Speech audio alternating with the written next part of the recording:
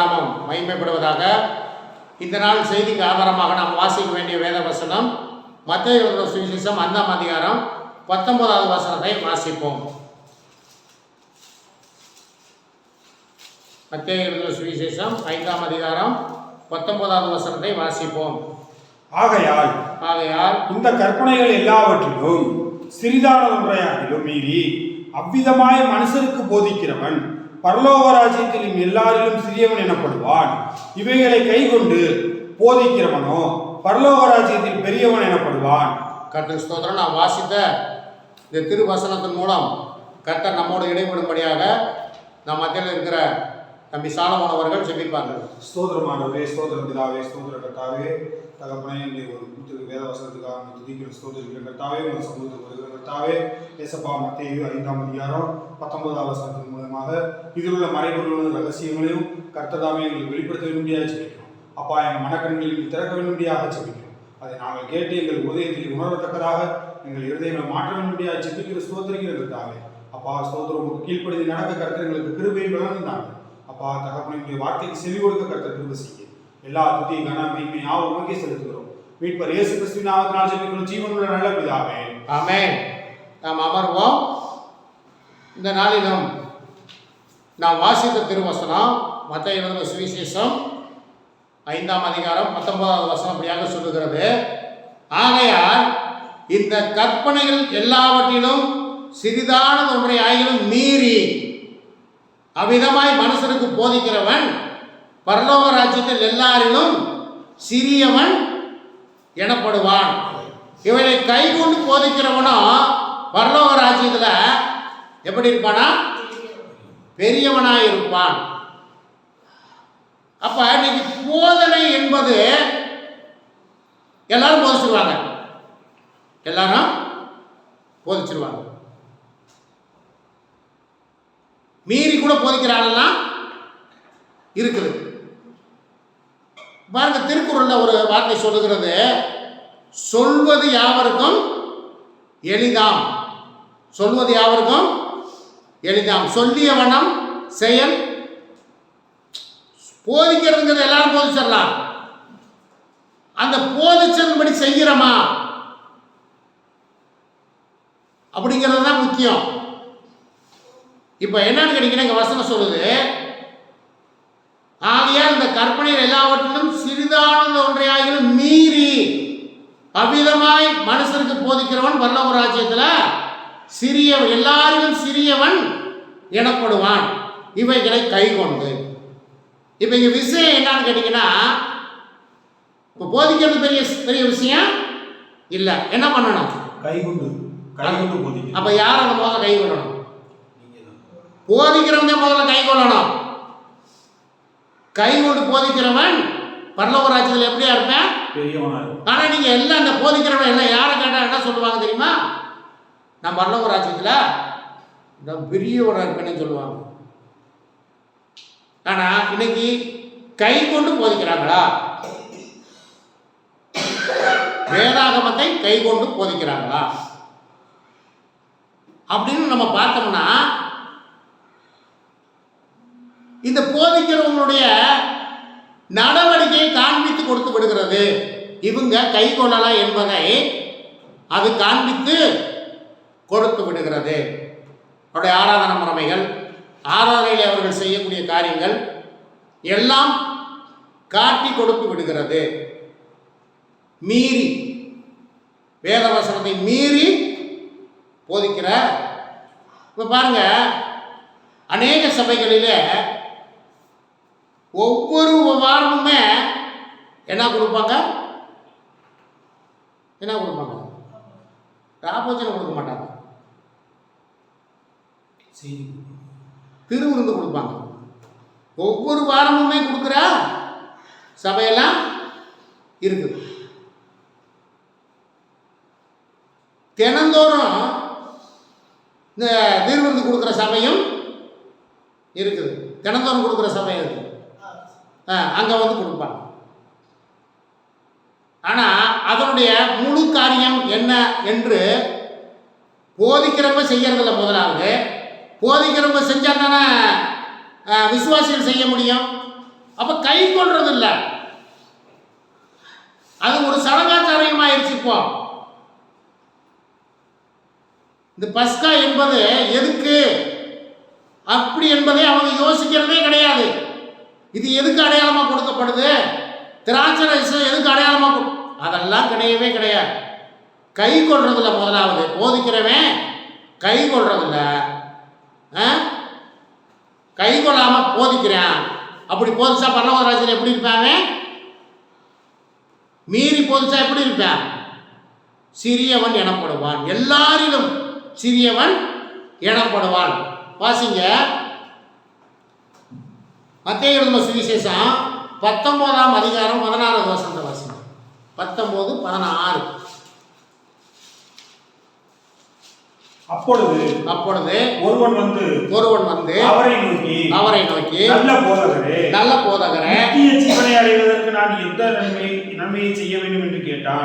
என்ன நன்மையை செய்ய வேண்டும் என்று கேட்டான். ஒருத்தர் வந்து ஆண்டவர்கிட்ட வந்து கேட்டேன்.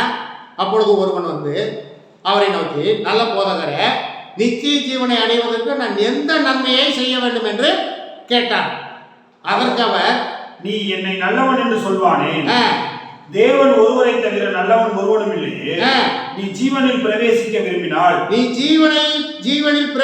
விரும்பினால் கற்பனைகளை கைகொள் என்றார். அப்ப நீ ஜீவனுக்குள்ள பிரவேசிக்கணும்னா என்ன செய்யணும்? கற்பனை கைகொள். இப்ப நீங்க இன்னைக்கு வந்துட்டு கிறிஸ்தவா, ஆவிக்கு கிறிஸ்தவா வசனத்தை கை கொள்றது இல்லை, வசனத்தை கை கொள்றது இல்லை. ஆனா ஒரே ஆட்டம் பாட்டம் குதி கும்மாளம் நடந்து கொண்டு இருக்கிறது. இது இல்லை விஷயம், அது இல்லை. கற்பனைகளை கை கொள்ளணும். கீழே வாசிக்கிறது. அவன் அவரை நோக்கி எவைகளை என்று கேட்டான். அதற்கு இயேசு கொலை செய்யாதிருப்பாயாக, விபச்சாரம் செய்யாதிருப்பாயாக, களவு செய்யாதிருப்பாயாக, பொய் சாட்சி சொல்லாதிருப்பாயாக, உன் தகப்பனையும் உன் தாயையும் கனம்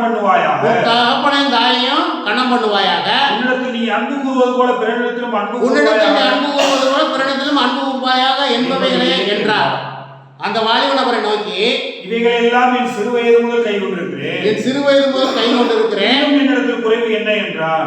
அப்ப ஆண்டவர் சொல்லிட்டாரு, நீ நித்திய ஜீவனுக்குள்ள போகணும்னா இந்த கற்பனையில நீ கை கொண்டாவே போதும்னு சொல்லிட்டாரு. இவன் பாருங்க, இன்னும் தன்னை நீதிமான காமிக்கிறதுக்கு ஆண்டவர்கிட்ட போய் என்ன கேட்டேன், அந்த வாலிபன் அவரை நோக்கி, இவைகளெல்லாம் சிறு வயது முதல் கை கொண்டு இருக்கிறேன், இன்னும் என்னிடத்தில் என்ன குறைவு இருக்கிறது என்றான். அதற்கு இயேசு, நீ பூரண சற்குணராய் இருக்க விரும்பினால் போய் உனக்கு உண்டானவைகள் எல்லாவற்றையும் விற்று தரித்திரருக்கு கொடு, அப்பொழுது பரலோக ராஜ்யத்தில் உனக்கு பொக்கிஷம் உண்டாயிருக்கும், என்னை பின்பற்றி வா என்றார். இவன் செஞ்சானா? முதல்ல ஆண்டவர் சொல்லிட்டார்ல, நீ கற்பனை கை கொள்ளுன்னு சொல்லிட்டார்ல, அதோட நிப்பாட்டி இருக்கணும்ல. இவன் பெரிய பணக்காரன், இப்போ அவன் அதை செய்ய முடியும். ஆகவே போதிக்கிறது பேசுறது பெரிய விஷயம் இல்லை, கர்த்தருடைய வசனத்தை கை கொள்ளணும், அதுதான் காரியம். பாருங்க, மார்க் எழுதின சுவிசேஷம் 7ஆம் அதிகாரம், மார்க் எழுதின சுவிசேஷம் 7ஆம் அதிகாரம் 6வது வசனத்தை வாசிங்க. அவர்களுக்கு அவர் பிரதியுத்தரமாக, இந்த ஜனங்கள் தங்கள் உதடுகளினால் என்னை கனம் பண்ணுகிறார்கள், இந்த ஜனங்கள் தங்கள் உதடுகளினாலே என்னை கனம் பண்ணுகிறார்கள், அவர்கள் இருதயமோ எனக்கு தூரமாய் விலகி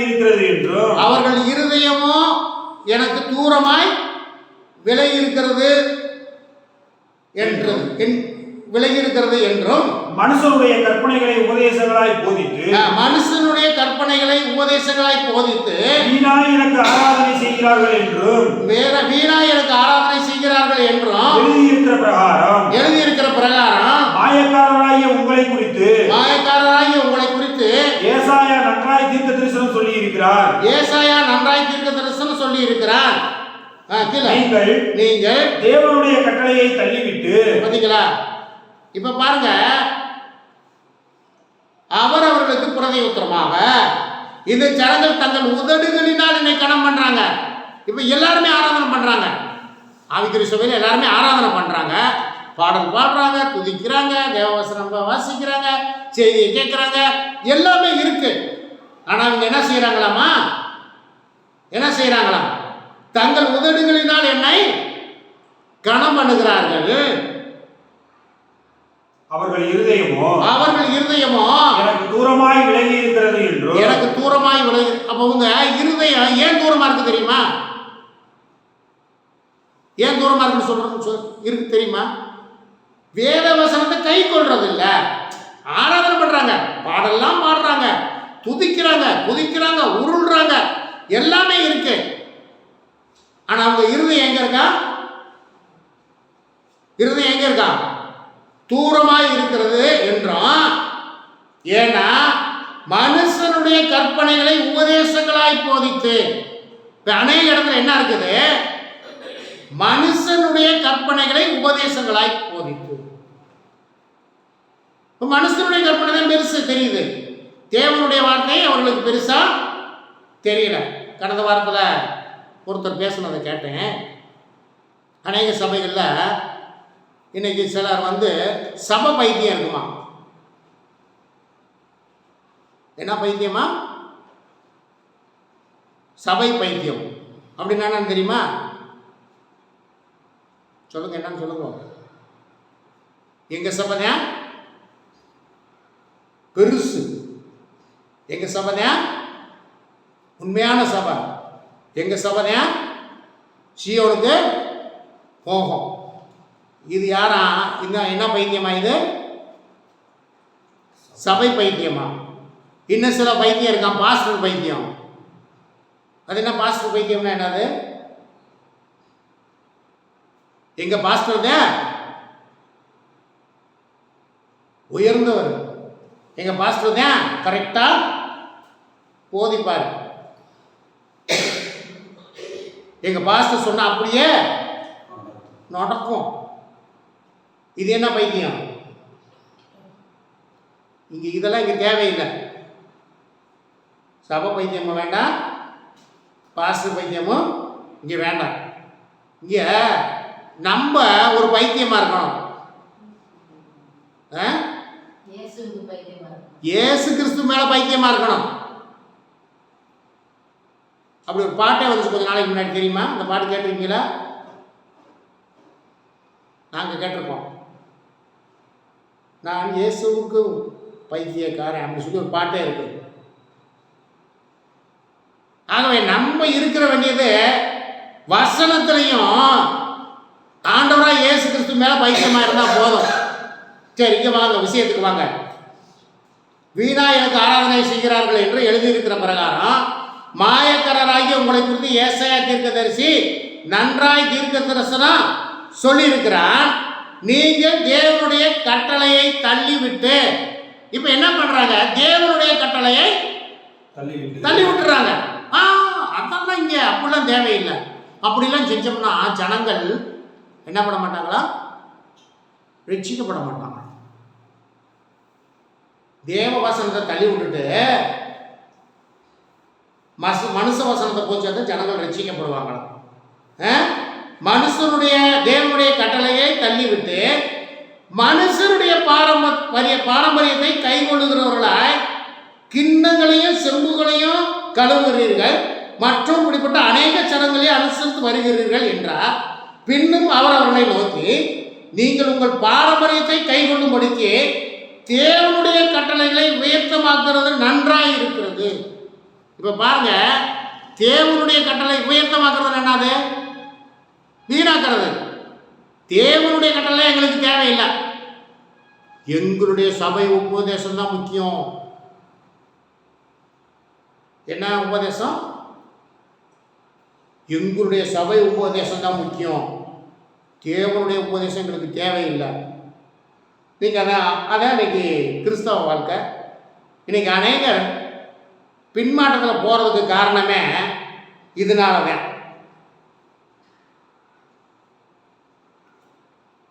நீ எது மேல அஸ்திவாரம் போட்டிருக்கணும்? கிறிஸ்துவாய்க்கு கண்மணியில அவருடைய வார்த்தையில மேல அஸ்திவாரம் போட்டிருந்தா நீ இந்த உலகத்தை நோக்கி பார்க்கவே மாட்ட.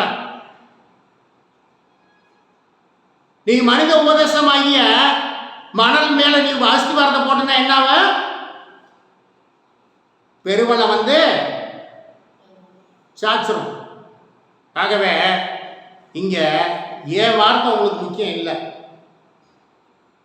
நான் பேசுகிற தேவனுடைய வார்த்தை தான் உங்களுக்கு முக்கியம். கர்த்தருடைய பிள்ளைய கவனமா இருங்க. நம்ம யாருக்கு பைத்தியமா இருக்கணும்? இயேசு கிறிஸ்துக்கும் அவருடைய வார்த்தைக்கு தான் பைத்தியமா இருக்கணும். அவருடைய வார்த்தையை நம்ம கை கொள்ளணும். கேட்டுட்டு போறதில்ல. இந்த காதுல கேட்டு இந்த காதுல கேட்டு இந்த காதுல விடுறதில்ல. இந்த காதுல கேட்டு இருதயமாகிய இந்த மெமரியில் என்ன பண்ணணும்? ஸ்டோர் பண்ணுங்க கர்த்தருடைய வார்த்தை. கர்த்தருக்கு ஸ்தோத்திரம். வாசிங்கள். மார்க் எழுதின யோவான் எழுதின சுவிசேஷம் 15ஆம் அதிகாரம் 10 வாசி. யோவான் 15, 10, 11. நான் என் பிதாவின் கற்பனைகளை கைக்கொண்டு அவருடைய அன்பிலே நிலைத்திருக்கிறது போல நீங்களும் என் கற்பனைகளை கைக்கொண்டிருந்தால் என்னுடைய அன்பிலே நிலைத்திருப்பீர்கள். இந்த வசனம் சொல்லுது பாருங்க. ஆண்டவராய் இயேசு கிறிஸ்துவே சொல்றாரு, நான் என் பிதாவின் கற்பனைகளை கைக்கொண்டு அவருடைய அன்பிலே நிலைத்திருக்கிறது போல. இப்ப பிதாவினுடைய அன்புல தான் இயேசு கிறிஸ்து நிலைத்திருந்தார். அவர் சுயமா எதுவுமே பேசல, அவர் சுயமா எதுவுமே செய்யல. பிதா அவருக்கு என்ன கட்டளை இட்டிருந்தாரோ பிதாவுடைய சித்தத்தை தான் அவர் நிறைவேற்ற வந்திருந்தார். அப்ப நம்ம என்ன செய்யணும்? நீங்களும் என் கற்பனைகளை கை கொண்டிருந்தால் என்னுடைய அன்பிலே நிலைத்திருப்பீர்கள். என்னுடைய சந்தோஷம் உங்களில் நிலைத்திருக்கும்படிக்கு, உங்கள் சந்தோஷம் நிறைவாக இருக்கும்படிக்கு இவைகளை உங்களுக்கு சொன்னேன். ஆகவே இங்கே தேவையானது என்னன்னு கேட்டீங்கன்னா, வேத வசனத்தை கேட்பது அல்ல, வேத வசனத்தை கை கொள்ளணும். வாசிங்க. யோவான் 14:21 வாசிங்க. 14:21 வாசி. என் கற்பனைகளை பெற்றுக்கொண்டு வாசிப்பா. என் கற்பனைகளை பெற்றுக்கொண்டு அவைகளை கைக்கொள்ளுகிறவனே என்னிடத்தில் அன்பாயிருக்கிறவன். என்னிடத்தில் அன்பாயிராதவன் என்னிடத்தில் அன்பாயிருக்கிறவன் என் பிதாவுக்கு அன்பாயிருப்பான். நானும் அவனில் அன்பாயிருந்து அவனுக்கு என்னை வெளிப்படுத்துவேன் என்றார். அவனுக்கு என்னை வெளிப்படுத்துவேன். அப்ப என்னுடைய கற்பனைகளை கைக்கொண்டு அவைகளை கைகொள்ளுகிறவன் இடத்தில் அன்பாயிருக்கிறான். அப்ப இயேசு கிறிஸ்துவிடத்தில் அன்பாயிருக்கிறவன் யாரு? அவருடைய வார்த்தைகளை கற்பனைகளை கைகொள்ளுகிறவங்க. கர்த்தருக்கு ஸ்தோத்திரம். நம்ம என்ன செய்யணும்? கேட்கிற நம்மளும் கேட்டுட்டு விட்டுட்டு போயிடக்கூடாது. எந்த ஒரு காரியமா இருந்தாலும் இது கர்த்தருடைய வசனத்துக்கு அவருடைய வார்த்தைக்கு உட்பட்டது தானா? தம்பி சாலமன் கூட கேட்டாரு. ஒரு இதுக்கு அவங்களை அழைச்சிருக்கிறாங்க, அங்கே போகலாமா கேட்கணும். ஒன்று தேவனுடைய ஊழியக்காரன்ட்ட கேட்கணும், இல்லாட்டி கர்த்தர்கிட்ட கேட்கணும். அது போகலாமா, சரிதானா? வேத வசனத்தை ஆராய்ச்சி பார்க்கணும். வசனத்தின்படி நம்ம அதை போய் கலந்துக்கலாமா அப்படின்னு யோசிச்சு ஆராய்ந்து பார்க்கணும். எங்கே கூப்பிட்டாலும் போயிடக்கூடாது, எதுக்கு கூப்பிட்டாலும் போயிடக்கூடாது. அது கர்த்தருக்கு பிரியமா இருக்குமா அப்படிங்கிறத யோசிக்கணும். வாசிங்க. அப்போஸ்தலர் நடவடிக்கைகள் 16:45 வாசிங்க. அப்போஸ்தலர் நடவடிக்கைகள் 16:45 வாசிங்க. 4:5 வாசிங்க. 16 அவர்கள் பட்டணங்கள் தோறும் போகையில் எருசலேமில் இருந்தும் அப்போஸ்தலராலும் மூப்பராலும் விதிக்கப்பட்ட சட்டங்களை கைக்கொள்ளும்படி அவர்களுக்கு ஒப்புவித்தார்கள். இப்ப பாருங்க, அப்போஸ்தலருடைய சட்டத்திட்டங்கள்னு ஒன்று இருக்குது. இயேசு கிறிஸ்துவுடைய அப்போஸ்தலர்கள் அவர்கள் சபைக்குன்னு சொல்லி ஒரு சில சட்டத்திட்டங்களை வச்சிருக்கிறாங்களா? அவைகளை கைகொள்ளும்படி அவர்களுக்கு ஒப்புவித்தார்கள். அதனாலே சபைகள் விசுவாசத்தில் ஸ்திரப்பட்டு நாளுக்கு நாள் பெருகின. இப்ப நாளுக்கு நாள் சபைகள் பெருகணும்னா என்ன செய்யணும்ப்பா? கர்த்தருடைய சட்ட திட்டங்களுக்கு கீழ்ப்படியணும். கீழ்ப்படிந்தால் கைகொள்ளணும், கீழ்ப்படியணும். அதனாலே சபைகள் விசுவாசத்துல ஸ்திரப்பட்டு நாளுக்கு நாள் பெருகின. கர்த்தருக்கு ஸ்தோத்திரம். 1 யோவான் 2:4 வாசிங்க. 1 யோவான் 2:4.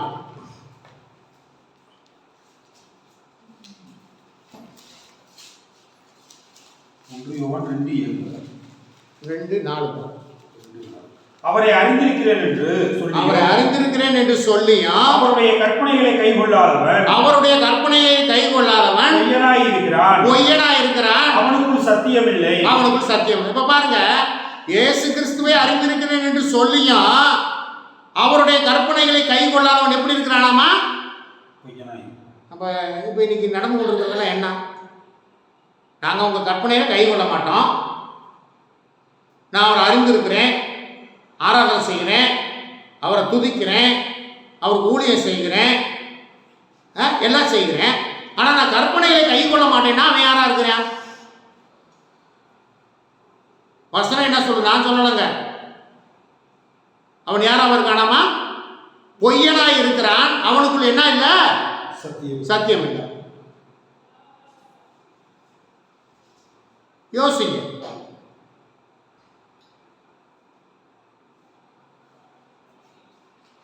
மெயின் தேவையே என்ன? சத்திய வசனத்தை கை கொள்ளணும். அதுதான் தேவை. பரலோகத்துக்கு போகணும்னா என்ன செய்யணும்? சத்திய வசனத்தை கை கொள்ளணும்.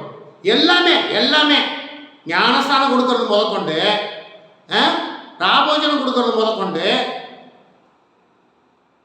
எல்லாம் வரிசையாக அப்படியே அடுக்கிக்கிட்டே போகலாம். சட்டத்திட்டத்துக்கு உட்பட்டு இருக்குதா?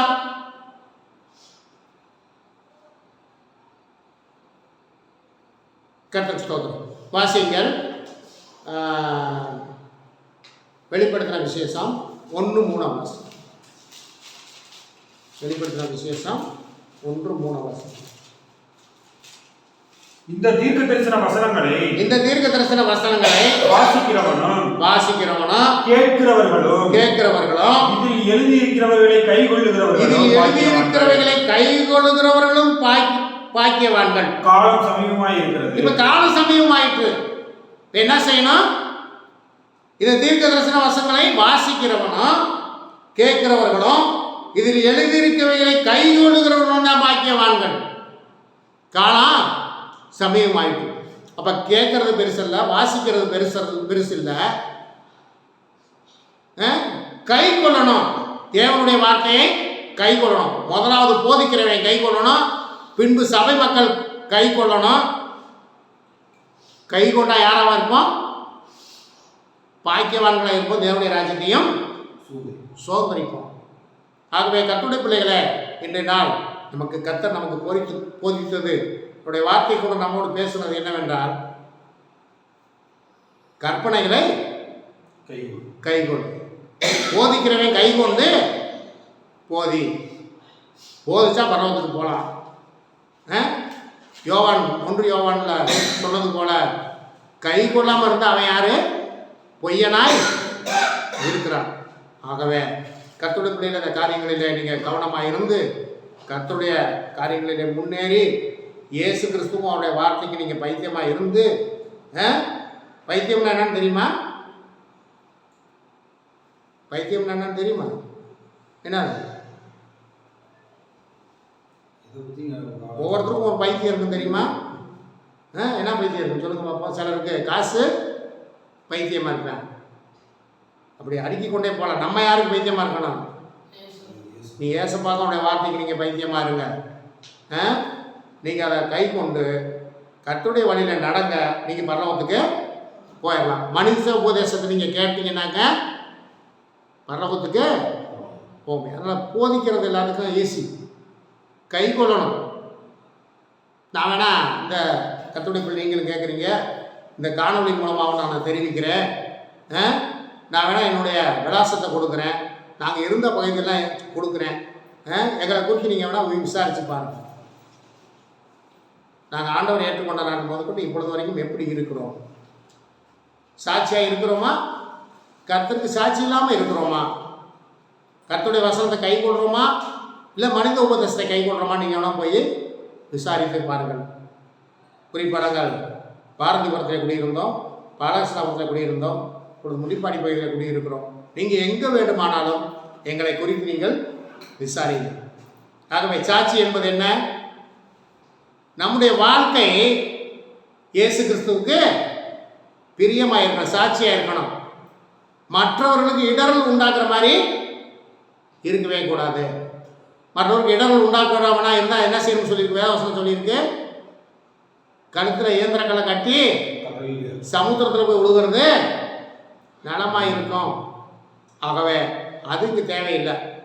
நம்ம கர்த்தருடைய பிள்ளைகள் நம்முடைய வழியும் நம்முடைய நடக்கையும் நம்முடைய செயல்களும் நம்முடைய சிந்தை எல்லாமே கர்த்தருக்கு பிரியமாய் இருக்கணும். கர்த்தர் நாம் இந்த காரியங்களை ஆசீர்வதிப்பாராக. இதை கட் பண்ணுங்க.